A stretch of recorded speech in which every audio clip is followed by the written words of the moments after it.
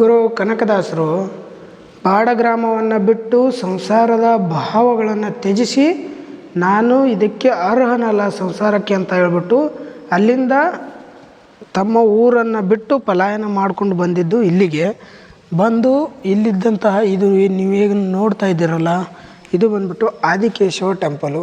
ಇಲ್ಲಿ ಬಂದು ಈ ಒಂದು ದೇವಸ್ಥಾನವನ್ನು ಸ್ಥಾಪನೆ ಮಾಡ್ತಾರೆ. ಸ್ಥಾಪನೆ ಮಾಡಿ ದೇವಸ್ಥಾನದ ಒಳಗಡೆ ಆದಿಕೇಶವನ ಮೂರ್ತಿಯನ್ನು ಪ್ರತಿಷ್ಠಾಪನೆ ಮಾಡ್ತಾರೆ. ಈ ರೀತಿ ಪ್ರತಿಷ್ಠಾಪನೆಯನ್ನು ಮಾಡಿದಂತಹ ಕನಕದಾಸರು ನಿತ್ಯ ಪೂಜೆಯನ್ನು ಮಾಡೋದಕ್ಕೆ ಸ್ಟಾರ್ಟ್ ಮಾಡ್ತಾರೆ. ಇಲ್ಲಿಂದ ಕನಕದಾಸರು ಕನಕ ಅಂತ ಕರೆಸ್ಕೊಳ್ತಾ ಇದ್ದರು. ಕನಕ ಅಂತ ಕರೆಸ್ಕೊಳ್ತಾ ಇದ್ದಂತಹ ಕನಕದಾಸರಾಗಿ ಬದಲಾಗಿದ್ದು ಈ ಒಂದು ಸೇವೆಯಲ್ಲಿ ತೊಡಗಿದ್ರಿಂದ ಆದಿಕೇಶವರ ಸೇವೆಯಲ್ಲಿನೇ ತೊಡಗ್ತಾರೆ. ಆ ಕಾರಣಕ್ಕಾಗಿ ದೇವಸ್ಥಾನ ಏನೋ ಕಟ್ತಾರೆ. ಆದಿಕೇಶವನ ಹೆಸರಲ್ಲಿ ತಾವು ಒಂದಷ್ಟು ಸಾಹಿತ್ಯವನ್ನು ರಚನೆ ಮಾಡೋದಕ್ಕೆ ಸ್ಟಾರ್ಟ್ ಮಾಡ್ತಾರೆ. ಆ ಸಾಹಿತ್ಯ ಜನರಿಗೆ ಇಷ್ಟ ಆಗೋದಕ್ಕೆ ಪ್ರಾರಂಭ ಆಗುತ್ತೆ. ಜನ ಇಷ್ಟಪಡ್ತಾ ಪಡ್ತಾ ಪಡ್ತಾ ಆ ಸಾಹಿತ್ಯವನ್ನು ಮೈಗೂಡಿಸಿಕೊಳ್ತಾರೆ. ಅದನ್ನು ಓದೋದಕ್ಕೆ ಸ್ಟಾರ್ಟ್ ಮಾಡ್ತಾರೆ. ಅಲ್ಲಿಂದ ಕನಕದಾಸರು ಕಾಗಿನೆಲೆ ಆದಿಕೇಶವರಾಯ ಅಂತ ಹೇಳ್ಬಿಟ್ಟು ಅವರ ಅಂಕಿತನಾಮನೇ ಬದಲಾಯಿಸ್ಕೊಳ್ತಾರೆ. ಅಂಕಿತನಾಮವನ್ನು ಕಾಗಿನೆಲೆ ಆದಿಕೇಶವರಾಯ ಅಂತ ಹೇಳ್ಬಿಟ್ಟು ಇಟ್ಕೊಂಡ್ಬಿಡ್ತಾರೆ. ಕನಕದಾಸರು ಈ ಒಂದು ಕಾಗಿನೆಲೆಗೆ ಬರೋದಕ್ಕಿಂತ ಮುಂಚೆ ಈ ಊರನ್ನು ಕಾಗಿನೆಲ್ಲಿ ಅಂತ ಹೇಳ್ಬಿಟ್ಟು ಕರಿತಾ ಇದ್ರು. ಕಾಗಿನೆಲ್ಲಿ ಅಂತ ಕರೆಯೋದಕ್ಕೆ ಕಾರಣ ಗಿಡದಲ್ಲಿ ಕುತ್ಕೊಂಡಿರುವಂತಹ ಕಾಗೆ ನೆಲ್ಲಿಕಾಯಿಯನ್ನು ಅರ್ಧ ತಿಂದು ಕೆಳಗಡೆ ಬಿಸಾಕ್ತಾ ಇತ್ತಂತೆ. ಅಂದರೆ ಕೆಳಗಡೆ ಇದ್ದಂಥ ಹುತ್ತಿನೊಳಗಡೆ ಬಿಸಾಕ್ತಾ ಇತ್ತಂತೆ. ಈ ಕಾರಣಕ್ಕಾಗಿ ಆ ಹುತ್ತಿನಲ್ಲಿ ಬಿಸಾಕಿದಂತಹ ನೆಲ್ಲಿಕಾಯಿಗಳು ಬಂಗಾರದ ರೀತಿಯಲ್ಲಿ ನೋಡುಗರ ಕಣ್ಣಿಗೆ ಗೋಚರಿಸ್ತಾ ಇತ್ತಂತೆ. ಈ ರೀತಿ ಗೋಚರಿಸೋ ಕಾರಣಕ್ಕೆ ಎಲ್ಲರೂ ಕೂಡ ಕಾಗಿನೆಲ್ಲಿ ಅಂತ ಕರೆದ್ರು. ಆ ಕಾಗೆ ಕೂತ್ಕೊಂಡಿರುವಂಥ ಮರದಲ್ಲಿರುವಂಥ ಸ್ಥಳವನ್ನು ಕಾಗಿನೆಲ್ಲಿ ಅಂತ ಕರಿತಾ ಬಂದರು. ಕೆಲವೊಂದಿಷ್ಟು ದಿವಸಗಳಾದ ಮೇಲೆ ಆ ಕಾಗೆ ಒಗೆದಂತಹ ನೆಲ್ಲಿಕಾಯಿಯನ್ನು ಒಗೆದಂತಹ ಹುತ್ತದಲ್ಲಿ ಲಕ್ಷ್ಮೀ ನರಸಿಂಹಸ್ವಾಮಿಯ ವಿಗ್ರಹ ಪತ್ತೆ ಆಯಿತು. ಆ ವಿಗ್ರಹ ಪತ್ತೆ ಆದಮೇಲೆ ಆ ಒಂದು ಜಾಗದಲ್ಲಿ ದೇವಸ್ಥಾನವನ್ನು ಕಟ್ಟಿ ಲಕ್ಷ್ಮೀ ನರಸಿಂಹಸ್ವಾಮಿಯ ವಿಗ್ರಹವನ್ನು ಆ ದೇವಸ್ಥಾನದಲ್ಲಿ ಪ್ರತಿಷ್ಠಾಪನೆ ಮಾಡಲಾಯಿತು.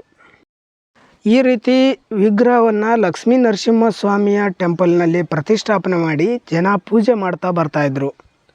ಆ ಸಮಯದಲ್ಲಿ ಕೆಲವೊಂದಿಷ್ಟು ದಿವಸಗಳ ಕಳೆದ ಮೇಲೆ ಕನಕದಾಸರು ತಮ್ಮ ಸ್ವಂತ ಊರಾದಂತಹ ಬಾಡಗ್ರಾಮವನ್ನು ತೊರೆದು ಈ ಕಾಗಿನೆಲ್ಲಿಗೆ ಬರ್ತಾರೆ. ಕಾಗಿನೆಲ್ಲಿಗೆ ಬಂದಂತಹ ಕನಕದಾಸರು ಲಕ್ಷ್ಮೀ ನರಸಿಂಹಸ್ವಾಮಿಯ ದೇವಸ್ಥಾನದ ಪಕ್ಕದಲ್ಲೇ ತಮ್ಮ ಒಂದು ಆದಿಕೇಶವನ ದೇವಸ್ಥಾನವನ್ನು ಹುಟ್ಟಾಕ್ತಾರೆ. ಅಂದರೆ ಇದು ಬಂದ್ಬಿಟ್ಟು ಲಕ್ಷ್ಮೀ ನರಸಿಂಹ ದೇವಸ್ಥಾನ ಇತ್ತೀಚೆಗೆ ರಿನೋವೇಟ್ ಮಾಡಿದ್ದಾರೆ, ಅಂದರೆ ಹೊಸದು ಕಟ್ಟಿದ್ದಾರೆ.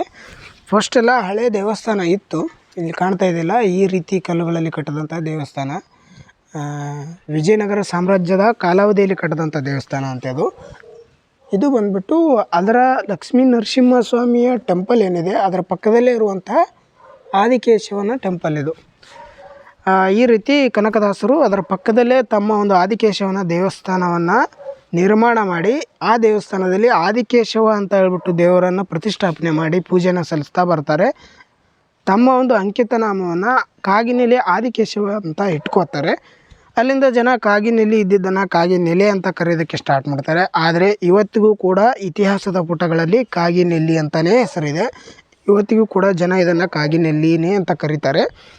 ಆಡಬೇಕಾದ್ರೆ ಮಾತನಾಡಬೇಕಾದ್ರೆ ಕಾಗಿನೆಲ್ಲಿ ಅಂತಾರೆ, ಆದರೆ ಪುಸ್ತಕದಲ್ಲಿ ಬರೀಬೇಕಾದ್ರೆ ಕಾಗಿನೆಲ್ಲಿ ಅಂತಲೇ ಬರೀತಾರೆ. ಇವತ್ತಿಗೂ ಕೂಡ ಅದು ಗ್ರಾಮ ಪಂಚಾಯಿತಿಯಲ್ಲೂ ಕೂಡ ಕಾಗಿನೆಲ್ಲಿ ಅಂತಲೇ ಇದೆ. ಈ ರೀತಿ ಪೂಜೆ ಮಾಡ್ತಾ ಸೇವೆ ಮಾಡ್ತಾ ಆದಿಕೇಶವನ ಸನ್ನಿಧಿಯಲ್ಲಿ ಪ್ರಾಣ ಬಿಡಬೇಕು ಅಂತ ಹೇಳ್ಬಿಟ್ಟು ಕನಕದಾಸರು ಇದೇ ಜಾಗದಲ್ಲಿ ತಮ್ಮ ಒಂದು ಅಂತಿಮ ಉಸಿರನ್ನು ಎಳಿತಾರೆ. ಅಲ್ಲಿ ಕನಕದಾಸರ ಒಂದು ಅಂತಿಮ ಉಸಿರು ಎಳೆದಂತಹ ಸ್ಥಳ ಅದು. ಕನಕದಾಸರನ್ನು ಅಲ್ಲಿಯೇ ಸಮಾಧಿ ಮಾಡಲಾಗಿದೆ. ಅಂದರೆ ಕನಕದಾಸರ ಒಂದು ಪುಣ್ಯಪೀಠ ಕರ್ಮಭೂಮಿ ಅಂತ ಕರೀತಾರೆ ಅದನ್ನು. ಬನ್ನಿ ಅಲ್ಲಿಗೆ ಹೋಗೋಣ. ಗುರು, ಇವಾಗ ನೀವು ನೋಡ್ತಾ ಇರುವಂತಹ ಈ ಹನುಮಂತನ ಮೂರ್ತಿಗಳು, 3 ಹನುಮಂತನ ಮೂರ್ತಿಗಳು ಏನಕ್ಕೆ ಒಂದೇ ಸ್ಥಳದಲ್ಲಿ ನಿರ್ಮಾಣ ಮಾಡಿದ್ದಾರೆ ಅಂತಂದರೆ ಒಂದು ಮಾತಿದೆ ಅಂತೆ. ಆ 3 ಸ್ಥಳಗಳಲ್ಲಿರುವಂಥ ಹನುಮಂತನನ್ನು ಒಂದೇ ದಿವಸದಲ್ಲಿ ಸುತ್ತಾಡಿದರೆ ಅವರಿಗೆ ಪುಣ್ಯ ಪ್ರಾಪ್ತಿ ಆಗುತ್ತೆ, ಅವ್ರು ಮಾಡಿದಂಥ ಪಾಪಗಳೆಲ್ಲವೂ ಪರಿಹಾರ ಆಗುತ್ತೆ ಅಂತ ಹೇಳ್ಬಿಟ್ಟು, ಆ ಕಾಶಿಗೆ ಹೋಗಿ ಬಂದಷ್ಟು ಪವಿತ್ರತೆ ದೊರೀತಿ ಅಂತ ಹೇಳ್ಬಿಟ್ಟು ಮಾತಾಡ್ತಾರೆ.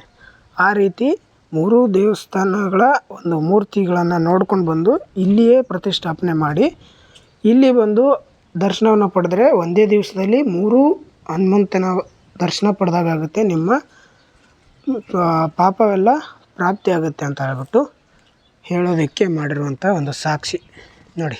ಶ್ರೀ ಮಾರುತಿ ದೇವಸ್ಥಾನ.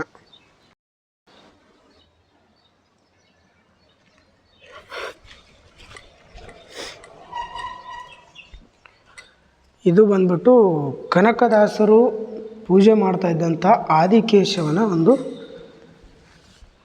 ಪೂಜಾ ಮಂದಿರ, ಆದಿಕೇಶವ ದೇವಸ್ಥಾನ.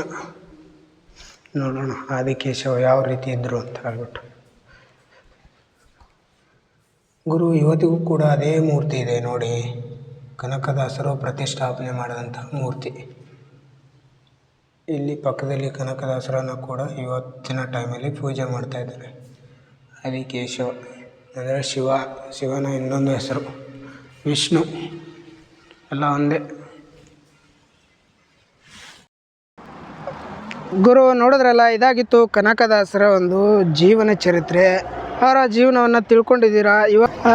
ಐ ಹೋಪ್ ಈ ಲಾಗ್ ನಿಮಗೆ ಇಷ್ಟ ಆಗಿದೆ ಅಂತ ಅಂದ್ಕೊಂಡಿದ್ದೀನಿ. ಲಾಗ್ ಇಷ್ಟ ಆದರೆ ಶೇರ್ ಮಾಡಿ, ಲೈಕ್ ಮಾಡಿ, ಕಮೆಂಟ್ ಮಾಡಿ, ಮತ್ತು ನಿಮ್ಮ ಫ್ರೆಂಡ್ಸು ಫ್ಯಾಮಿಲಿಗೂ ಲಾಗನ್ನು ಸಜೆಸ್ಟ್ ಮಾಡಿ. ಮತ್ತು ನಿಮಗೋಸ್ಕರ ಒಳ್ಳೊಳ್ಳೆ ಲಾಗ್ಸನ್ನು ತೊಗೊಂಡು ಬರ್ತೀನಿ. ಅಲ್ಲಿವರೆಗೂ ಕಾಯ್ತಾ ಇರಿ. Take care. ಬಾಯ್ ಬಾಯ್.